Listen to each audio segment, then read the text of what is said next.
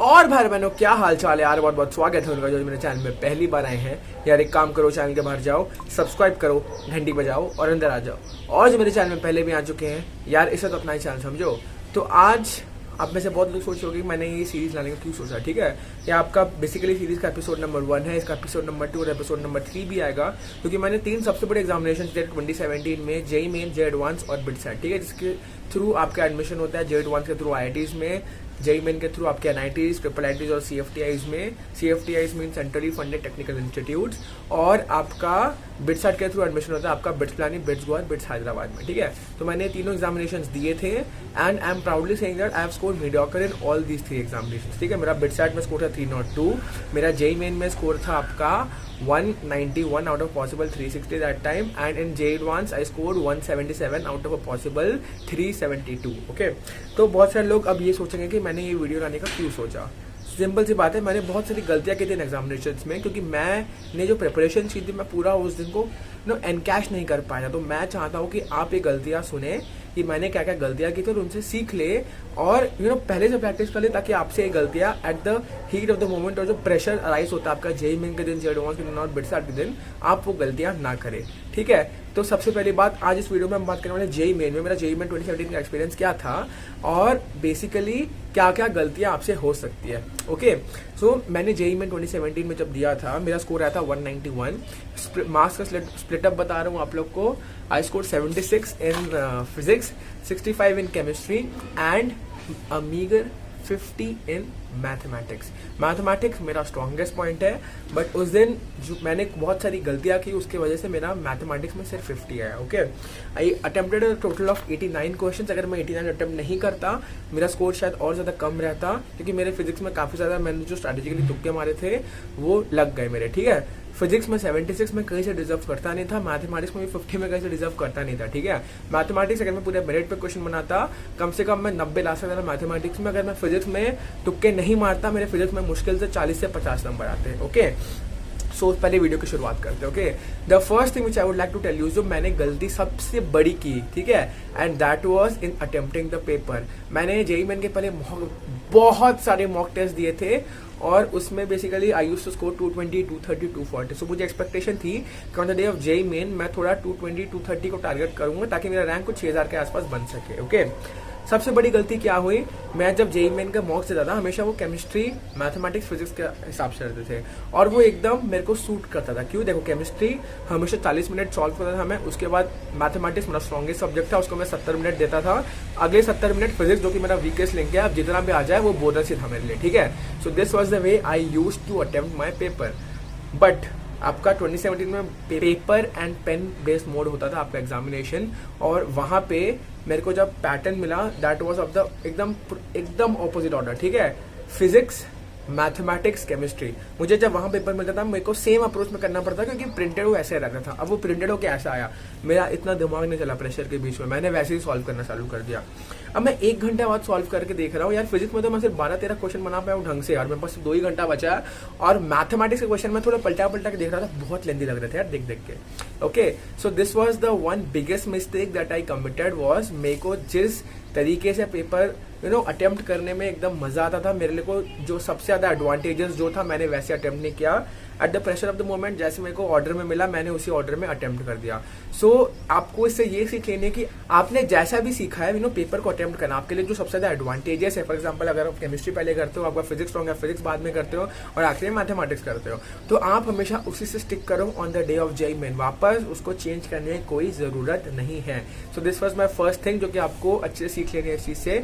Second thing was procrastination. ठीक है, बहुत सारे फैक्टर्स थे। मेरा जेईई मेन का एग्जामिनेशन था 2 अप्रैल को, और मेरा बोर्ड का एग्जामिनेशन सिर्फ 1 दिन पहले खत्म हुआ था। ठीक है, बट मैं ऐसा नहीं बोला कि मैं बोर्ड की वजह से पढ़ नहीं पाया।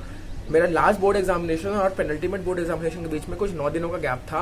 मैं चाहता तो उसके बीच में पढ़ सकता था, बट प्रोक्रास्टिनेशन मेरे अंदर इतना भरा हुआ है कि मैं सोचता रहा नहीं, बाद में करेंगे, बाद में करेंगे, बाद में करेंगे। फिर आखिर में ऐसा पॉइंट ऑफ टाइम आया कि नहीं, आखिरी पेपर के लिए पढ़ लेते हैं, अब 1 दिन तो है बीच में, तब पढ़ लेंगे। बट वो 1 दिन इतना कम टाइम है ना, सारे चैप्टर्स को एकदम वापस रिवाइज करना, so that basically became very heavy on my part, और मैं उतना ज्यादा प्रिपेयर नहीं कर पाया। ठीक है, अब बहुत सारे लोग सोच रहे होंगे आपके पास अभी 50 दिन है, 70 दिन है, प्रोवाइड कोरोना अभी कल जल्दी खत्म हो गया। अगर कोरोना जल्दी खत्म नहीं भी हुआ, आपको और ज्यादा टाइम लगने वाला है। ठीक है। सो इस चीज़ को क्लियरली समझ लो कि प्रोक्रेस्टिनेशन जो आपके अंदर से है उसको कम से कम अपने 3 महीने के लिए कंट्रोल कर लो, ताकि आपको कोई बाद में गिल्ट फैक्टर ना हो। मुझे बहुत गिल्ट फैक्टर है, मुझे बहुत ज़्यादा गिल्ट फैक्टर है कि मैंने ढंग से अपने टाइम को डिस्ट्रीब्यूट नहीं किया। ठीक है, मैं सिर्फ और सिर्फ एकदम प्रोक्रेस्टिनेट करते रहा। मैं ना मैंने बोर्ड्स के ढंग से तैयारी की थी, ना मैंने तब उसके ढंग से तैयारी की थी। Okay, so this is one thing कि प्रोक्रेस्टिनेशन का जो एलिमेंट है उसको 3 महीने के लिए दूर कर दो। जितनी ज़्यादा मेहनत कर सकते हो उतनी ज़्यादा अच्छी है, ताकि तुमको बाद में खुद से रिग्रेट्स ना हो। ओके, अब बात करते हैं तीसरे सबसे बड़े फैक्टर की, जो मेरे से उस दिन हुआ था। मैं बहुत ज़्यादा स्विच कर रहा था between physics, chemistry and mathematics. ठीक है, जब मैंने बोला कि 1 घंटे का मेरा मार्क खत्म हुआ था फिजिक्स का, मेरे को सिर्फ 12 से 13 क्वेश्चन बचे हुए थे। Right approach would have been, मैं फिजिक्स को वहीं पे छोड़ता और जल्दी से एक सब्जेक्ट पकड़ता ढंग से और उसको बनाने लगता। ठीक है, फॉर एग्जांपल केमिस्ट्री में 40 मिनट के लिए पकड़ता और केमिस्ट्री ढंग से बनाते रहता 40 मिनट जितना बनता है, फिर मैथमेटिक्स में आता। बट ऐसा नहीं किया मैंने 1 घंटा पूरा फिजिक्स को दे दिया, फिर मैं केमिस्ट्री में गया। केमिस्ट्री का शुरुआत के मेरे 5-6 क्वेश्चन बने नहीं, मैं वापस मैथमेटिक्स में गया, वहाँ के भी शुरुआत के 5-6 क्वेश्चन नहीं बने, मैं वापस इधर आ गया। So that is one thing, आपको कम से कम अपने इंस्टिंक्ट्स को कंट्रोल में रखना है। ठीक है, आप जब अपने इंस्टिंक्ट्स को कंट्रोल में रखना सीख गए, आपके लिए वो सबसे बेनिफिशियल पॉइंट ऑफ टाइम है। ठीक है, क्योंकि देखो 30 में से 30 क्वेश्चन आपको नहीं बनाने एकदम अच्छे रैंक के लिए। ठीक है, अगर आपको एक 5000 की रैंक भी चलती है, आपको कम से कम 300 में से अगर आपके मार्क्स कुछ 200-220 के आसपास भी है, दैट इज इनफ। सो आपको सारे क्वेश्चन तो बनाने नहीं है। तो अगर आपके स्टार्टिंग के 5 क्वेश्चन में से आपको कुछ नहीं बनना है, आपको डरने की बात नहीं है, फिर पीछे से चालू करो उसी को, लेकिन उसी सेक्शन में बने रहो।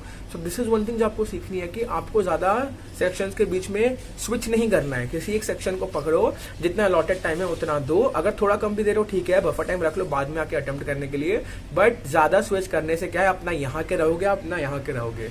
अगर 2 बोर्ड जा रही है, आपने एक पर इधर रखा है, आपने एक पर इधर रखा है, जब वो डाइवर्ज होंगे तब तो बीच में गिरोगे ना। ठीक है, तो इस चीज को क्लियरली समझ लो कि आपको ज्यादा से ज्यादा एक ही सेक्शन पे अटेम्प्ट करना है जब आपका स्टिपुलेटेड टाइम दिया गया है 40 मिनट इधर, 70 मिनट इधर, 70 मिनट इधर। ठीक है, या फिर आपका अगर कोई और स्प्लिट हो 60 मिनट इधर, 60 मिनट इधर, 60 मिनट इधर, बस जितना डिसाइड किया है उतना ही आपको करना है। ठीक है, अब इसके बाद बात करते हैं मेरी जो 4th मैंने जो गलती की थी जेईई मेन के प्रिपरेशन में वो। Okay, and this has to be one of the biggest factors why I couldn't score 220 230 and I ended up scoring only 191. okay, मैंने बहुत ज़्यादा अटेंशन दे दिया जो बड़े बड़े चैप्टर्स थे, जैसे कोऑर्डिनेट ज्योमेट्री, ठीक है, ऑर्गेनिक केमिस्ट्री का जो बड़े बड़े चैप्टर्स थे वो, फिजिक्स में आपका न्यूक्लियर फिजिक्स। ठीक है, मैंने इन सबको ज़्यादा इंपॉर्टेंस दी और मैंने कम इंपॉर्टेंस किसको दिया, to the subjects of like physics में आपका ग्रेविटेशन, मैथमेटिक्स में आपका प्रोबेबिलिटी। सो ऐसे कुछ टॉपिक्स थे ना। देखो बड़े बड़े चैप्टर से आपको पता है 5 से 4 क्वेश्चन तो आने वाले हैं, यानी कि 16 से 20 नंबर आपके वहीं से आएंगे, दैट इज श्योर। एक एक क्वेश्चन वाले जो चैप्टर है ना, आपको वो भी तो ढंग से करने हैं, क्योंकि देखो बड़े बड़े चैप्टर्स आपके मुश्किल से 2 होंगे and these constitute approximately 30% of your paper, but बाकी 70% ऑफ द क्वेश्चन पेपर तो आपको यही से आएगा ना, जो छोटे छोटे चैप्टर्स हैं उनमें से। तो छोटे छोटे चैप्टर्स को भी उतनी ज़्यादा इंपॉर्टेंस दो जितनी आप बड़ी बड़ी चैप्टर्स को देते हो, क्योंकि छोटे छोटे चैप्टर्स अदर चैप्टर्स जो कि आपके परसेंटाइल को बहुत ज़्यादा सुधार सकते हैं। ठीक है, सो कभी भी ये मत सोचो कि यार ये चैप्टर बहुत छोटा है, यहाँ से क्वेश्चन ही नहीं आएगा। यार क्वेश्चन आते हैं, सिलेबस में आपका जितना है छोटे छोटे चैप्टर्स को ज़्यादा इंपॉर्टेंस दो। ओके, क्योंकि आप श्योर हो सकते हो छोटे छोटे चैप्टर्स करते हैं, जैसे ग्रेविटेशन देख लो, मुश्किल से 10 से 12 फॉर्मूला होंगे। केमिस्ट्री में देख लो आप, जितने भी आपके बायोमोलिक्यूल चैप्टर, ज़्यादा आपके क्वेश्चंस बनने के पॉसिबिलिटी नहीं है। तो अगर आप ढंग से इनको एक दिन भी पढ़ोगे ना, आपके चांसेस बहुत अच्छे बन जाएंगे एक अच्छे परसेंटाइल की तरफ। ओके, सो ये मेरी 4 बिगेस्ट गलतियाँ थी जो मैंने जेईई मेन के दिन किए थे। मैं उम्मीद करता हूँ कि आप इन गलतियों से सीखोगे। बट एक बात है, मैं सबको सजेस्ट करता हूँ ये कि आपको जेईई मेन के 3 दिन पहले की अप्रोच आपकी क्या रहनी चाहिए, आपको ज़्यादा पढ़ना चाहिए या फिर आपको एकदम कूल माइंडेड रहना चाहिए। देखो बहुत से लोग इसका बहुत सारे आंसर्स देंगे, बट मैं अपने अगर पर्सपेक्टिव से आंसर दूं, आपको जेईई मेन के 3 दिन पहले से सिर्फ और सिर्फ PYQ बनाने हैं, जो फॉर्मूला बैंक से है वो देखने हैं और एकदम रिलैक्स माइंड रखना है। ठीक है, जितना ज़्यादा बैडमिंटन खेल सकते हो खेलो, अगर आपको बैडमिंटन खेलना पसंद है, अगर आप क्रिकेट खेलना पसंद है थोड़ा बहुत क्रिकेट खेलो, ज़्यादा मत खेलो, आप थक भी सकते हो। और on the day of JEE main जब आप ट्रैवल करोगे टू योर डेस्टिनेशन जहाँ पे आपका एग्जामिनेशन है, प्लीज़ रास्ते में कुछ मत पढ़ना। ठीक है, मैं रहता हूँ भिलाई में, मेरा एग्जामिनेशन था रायपुर में, the distance between them is 40 kilometres. तो मैं रास्ते में मुंडी नीचे करके सिर्फ EM वेव्स पढ़ रहा था और उससे मेरा सिर इतना भारी हो गया था उस दिन कि मैं ढंग से कॉन्सेंट्रेट भी नहीं कर पा रहा था। So this is one thing जो आपको दिमाग में रखना है कि आप जब ट्रैवल करते हो जेईई मेन के जहाँ पे एग्जामिनेशन का वेन्यू है वहाँ पहुँचने के लिए कुछ मत पढ़ो। तब आप ज़्यादा से ज़्यादा एक चैप्टर भी ढंग से नहीं पढ़ पाओगे, आप श्योर नहीं हो उस चैप्टर से अगर क्वेश्चन आया भी। ठीक है, EM वेव्स मैंने ढंग से उस दिन पढ़ रहा था लेकिन पूरा खत्म भी नहीं कर पाया, वहाँ से क्वेश्चन आया भी नहीं। सो एक्स्ट्रा मेरा उस दिन का क्या हुआ, मैं बस एक एक्स्ट्रा सिर दर्द के साथ एग्जामिनेशन दिया और कुछ नहीं हुआ उस दिन। ओके, तो इसे तो क्लियरली याद रखो कि 3 दिन पहले से आपका जो एलिमेंट ऑफ हार्ड वर्क है उसको थोड़ा कम करो, अपने क्या बोलते हैं जो रिक्रिएशन लेवल है उसको थोड़ा बढ़ाओ, ताकि आपका जो स्ट्रेस लेवल है थोड़ा कम हो और आप स्ट्रेसलेस उस एग्जामिनेशन को परस्यू कर सको।